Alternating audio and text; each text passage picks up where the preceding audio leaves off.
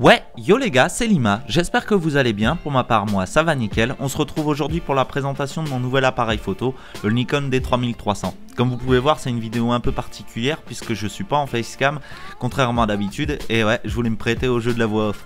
Mais revenons à l'appareil photo, je l'ai acheté il y a un mois ou deux, pour le prix de 400 €, donc pas très cher. C'est un appareil photo de type DSLR avec un capteur de 24,2 millions de pixels.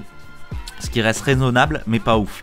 Je l'ai reçu avec un objectif 18-55 qui ouvre entre 3.5 et 5.6.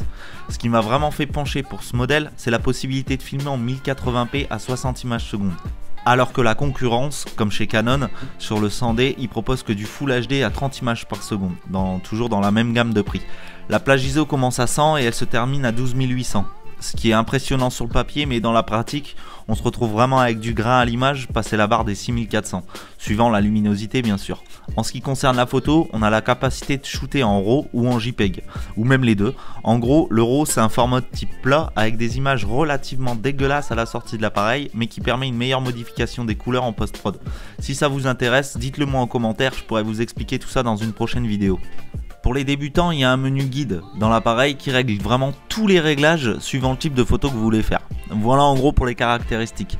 Comme je l'ai dit, je l'ai pris en main depuis pas très longtemps, mais j'ai déjà été bluffé par tout le potentiel qu'il a. Même s'il y a quelques points négatifs, comme le fait de ne pas pouvoir filmer en format S-Log, qui est un peu le même principe que la photo RAW, mais en vidéo. Mais bon, pour 400 €, on peut pas non plus tout avoir, hein. Ça reste relativement évident.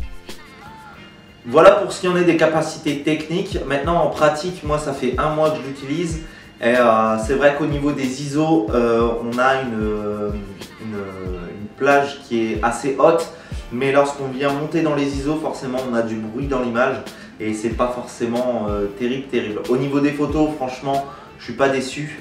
C'est un appareil photo sur lequel je me suis pas mal penché, j'ai fait pas mal de photos, pas mal de vidéos.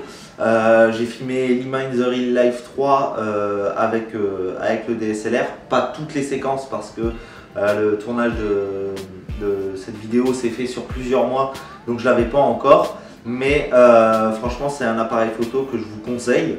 Je ne suis pas payé par Nikon ou quoi que ce soit, hein, mais si vous voulez faire de la vidéo pour pas très cher avec un minimum de qualité, c'est vraiment celui-là que je conseille. Alors le 3200 est pas mal, le seul problème c'est qu'il ne fait pas de 60 images secondes. Alors certes il fait du 1080p en 24 images secondes, en 30 images secondes, mais il ne fait pas de la 60 images secondes. C'est vraiment ça qui m'a fait pencher sur le D3300 et il n'est pas plus cher que ça. 400 €, je sais pour certains c'est un énorme budget, mais à un moment voilà, si vous voulez vraiment faire un truc de qualité, c'est le minimum. Et vraiment quand je dis le minimum, il n'y a pas moins cher.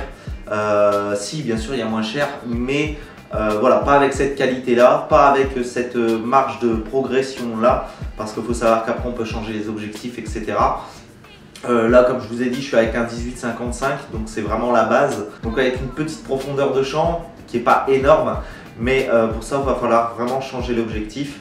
Je pense passer sur un 50 mm bientôt en 1.8, donc la profondeur de champ, pour ceux que ça intéresse, dites-moi, j'en ferai une vidéo. Je ferai une vidéo sur les bases de la photo et de la vidéo. Si vraiment ça vous intéresse, dites-moi. Sur ce, j'espère que ça vous a plu, que ce type de vidéo, et surtout comment ça a été tourné, parce que vous pouvez voir que j'ai fait quelques plans sympas au début.